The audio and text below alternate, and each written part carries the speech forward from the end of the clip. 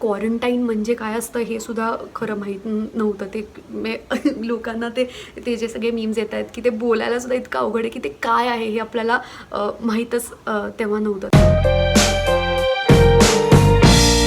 हाय ब्रुचांनो, कसे आहात सगळे?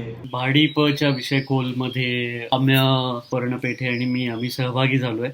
तर आम्ही एकंदरीत क्वारंटाईन आणि हे असं जेलमध्ये असल्यासारखंच फिलिंग आहे. मी होम क्वारंटीनमध्ये आहे. याचं कारण असं की आमच्या नाटकाचे प्रयोग करायला गेलो होतो मी अमेरिकेला. आम्ही निघण्यापूर्वी निपुणने एक मीटिंग घेतली होती त्याच्या घरी साधारण 1-2 मार्चला आणि त्याच्यात आम्ही अनेक गोष्टींविषयी बोलत होतो की आपली आयटिनरी काय आहे, आपण कुठून कुठे जाणार आहोत. तेव्हाच ह्याच्याविषयी बोलणं झालं की आत्ता US मध्ये सुद्धा काही अगदी तुरळक ठिकाणी करोनाचे पॉझिटिव्ह टेस्टेड पेशंट्स मिळाले होते.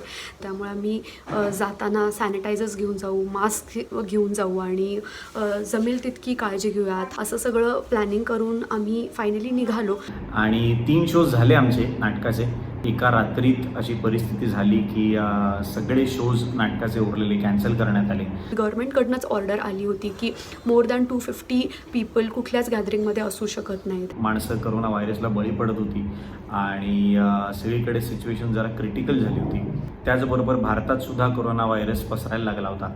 महाराष्ट्रात जे पहिले 2 संशयित रुग्ण आहेत कोरोनाचे, ते पॉझिटिव्ह टेस्ट झाले आहेत आणि ते आहेत पुण्यातल्या सिंहगड रोडवरच्या क्रॉसओव्हर काउंटीमधले.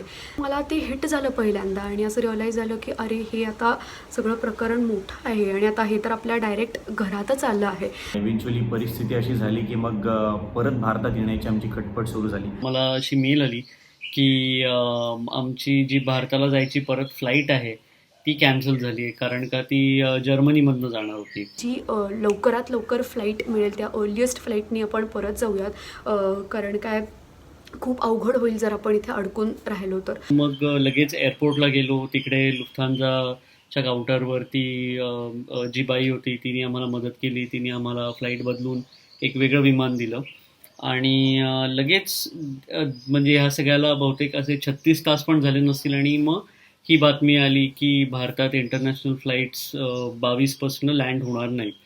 म्हटल्यावरती आम्ही परत गेलो तिथे आणि जे विमान तिने बदलून दिलं होतं त्या एअरलाईनकडे पहिले गेलो. त्यांनी ॲब्सल्युटली काहीही मदत केली नाही. त्या एअरलाईन्सनी तिकीट कॅन्सल केलं आणि कस्टमर केअरवाले अजिबात रिस्पॉन्ड करत नव्हते. एअरपोर्ट मॅनेजरशी मी बोललो तर त्यांनी असं सांगितलं की त्या कंपनीने इकडचं दुकान पूर्णपणे बंद केलेलं आहे, जे त्यांचं कोणी रिप्रेझेंटेटिव्ह येत नाही. मग भांडून इव्हेंच्युअली आम्ही सांगितलं की आम्हाला काही झालं तरी आमच्या देशात परत जायचं आहे. हे इतकं सगळं मोठं होईल, इतकं सगळं वाढेल याची आम्हाला निघताना ॲब्सल्युटली कल्पना नव्हती. ॲक्च्युली मी घाबरलो होतो, कारण मी व्हिडिओज बघत होतो की भारतात एअरपोर्टवरती 7-7, 8-8 तास गर्दी आहे. लोकांना त्या टेस्ट घेत असताना भरपूर वेळ लागतो आहे. लोक भरपूर वेळ एअरपोर्टवर ताटकळत उभी आहेत. ज्या क्षणी भारतात आलो तेव्हा मला इतकं बरं वाटलं हे बघून की समजुतीने हे सगळं चालू होतं. सगळे डॉक्टर्स पूर्ण त्यांनी स्वतःला कव्हर करून घेतलं होतं आणि इतकं काम करत होते. आम्ही पहाटे 2:15ला आलो होतो आणि तेव्हा 3 फ्लाईट्स आल्या होत्या. भरपूर पॅसेंजर्स होते. मी अतिशयोक्ती नाही करत, जवळजवळ अर्धा किलोमीटर लाईन असेल. तिथे जे टेम्परेचर चेक करणारी आणि अशी सगळी मंडळी होती, ती सगळी मेडिकल स्टुडंट्स होते किंवा डॉक्टर्स होते. ते सगळे यंग होते आणि एअरपोर्टचा स्टाफ अतिशय सिस्टमॅटिक आणि स्मूथली काम करत होता. होम क्वारंटाईनचा शिक्का मारत होते. इथे मारला तो, आता गेला. काही काळे ठिपके दिसत असतील. त्याच्यानंतर होम क्वारंटाईन म्हणजे काय हे प्रत्येकाला ते समजावून सांगत होते. क्वारंटाईन म्हणजे काय असतं हे सुद्धा खरं माहीत नव्हतं. लोकांना ते जे सगळे मीम्स येत आहेत की ते बोलायला सुद्धा इतकं अवघड आहे की ते काय आहे हे आपल्याला माहीतच तेव्हा नव्हतं. म्हणजे मला कुठे जायचं नाही आहे, मला घरी बसायचं आहे. मी 14 दिवस घरी असणार आहे, कारण काय कोरोनाचे सिम्पटम्स हे 14 दिवसात तुम्हाला कधीतरी दिसतात. आमच्या टीममधले सगळेच जण होम क्वारंटाईन अत्यंत सिरियसली घेत आहेत. 16 तास एका एअरपोर्टवर होतो आपण, 5 तास दुसऱ्या एअरपोर्टवर होतो आणि आपण US मध्ये सुद्धा इतके जास्ती फिरलेलो आहोत की आपण ही रिस्क घेता कामा नये. जे होम क्वारंटीनमध्ये आहेत आणि जे लॉकडाऊनमध्ये आहेत ते खरोखर ॲक्च्युली सिमिलर पोझिशनमध्येच आहेत आत्ता. फक्त फरक असा आहे की जे होम क्वारंटीनमध्ये आहेत त्यांना दाराबाहेर पडायची सुद्धा परवानगी नसते किंवा ते ॲक्च्युली जीवनावश्यक वस्तू विकत घ्यायला सुद्धा बाहेर पडू शकत नाहीत. त्यांना त्याच्याबद्दल काहीतरी सोय करावी लागते. पुण्याला आणल्यानंतर दुसऱ्या दिवशी पोलीस स्टेशनमधनं फोन आला, शिवाजीनगर. त्यांनी ख्यालीखुशाली विचारली आणि त्यांनी अत्यंत चांगल्या शब्दात आम्हाला आम्हाला म्हणजे खरं विनंतीच केली की घराबाहेर पडू नका. मग पुणे महानगरपालिकेचा फोन आला. मग ते अधिकारी जे आहेत ते आमच्या घरी आले. ते घरी म्हणजे ते खालती असताना मी बाल्कनीतूनच त्यांना विचारलं की तुम्हाला वर याची परवानगी आहे का आमच्या घरी.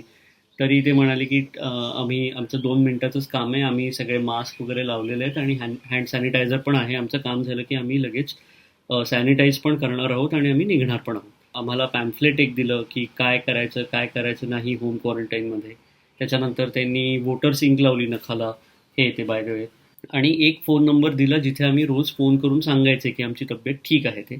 आणि कुठेही त्याच्यामध्ये आरे रवी नव्हती कुठल्याही त्यांच्या सुरामध्ये, जी एक फार चांगली गोष्ट आहे. महाराष्ट्रातले पहिले 2 पेशंट्स इकडे पॉझिटिव्ह टेस्ट झाले आणि असं पण नव्हतं की ते पॉझिटिव्ह टेस्ट होऊन आले. ते इकडे राहत होते, घरी राहत होते काही दिवस, 2-3 दिवस, आणि नंतर त्यांना डिटेक्ट झालं होतं. सो तो मीनवाईल ते अनेक लोकांना मध्ये भेटले होते. त्यांच्या घरी कामवाल्या मावशी पण येत होत्या. सो हे सगळंच आमच्या सोसायटीसाठी डील करणं खरं तर खूप अवघड होतं.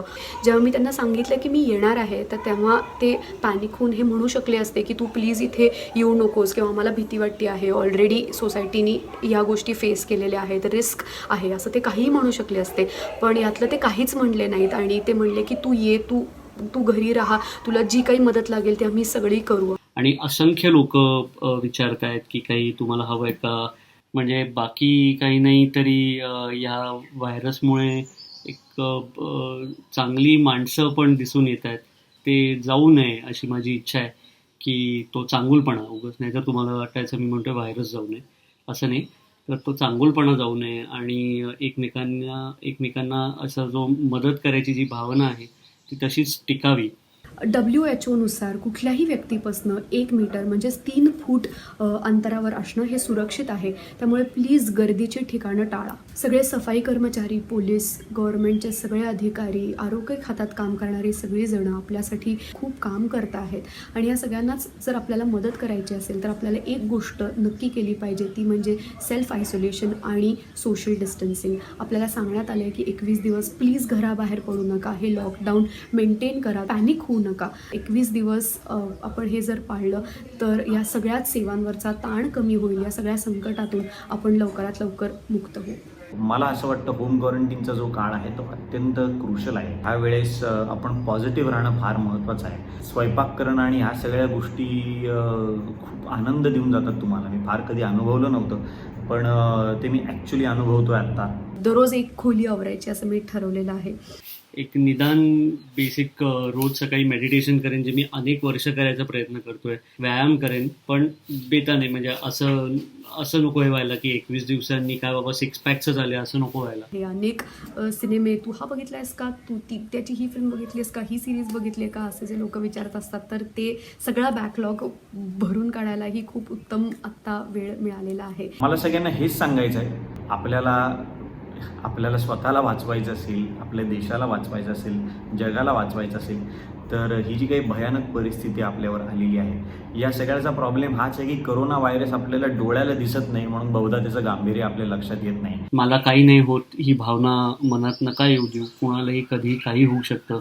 युकेच्या पंतप्रधानांना, युकेच्या त्या राजकुमाराला जर होऊ शकतं तर आपण काय चीज आहोत. आपण सगळ्यांनी आत्ता अत्यंत जबाबदारीने वागण्याची ही वेळ आहे. त्यामुळे आपल्याला सगळे जे सांगतायत, आपलं सरकार जे आपल्याला सांगतं आहे की घरी बसा, तर हे खूप काटेकोरपणे आपण याचं पालन केलं पाहिजे. सोशल डिस्टन्सिंग, सेल्फ आयसोलेशन हा एकमेव उपाय आहे करोनाला आपल्याला सामोरं जायचं असेल तर. मी सगळ्यांना विनंती करतो की please please please social distancing पाळा, सेल्फ आयसोलेशन पाळा. मला ह्याची गॅरंटी आहे की या सगळ्यातनं आपण अत्यंत पॉझिटिव्हली बाहेर येऊ. Go corona go. बाकी काय नेहमीचं लाईक करा, शेअर करा, सबस्क्राईब करा.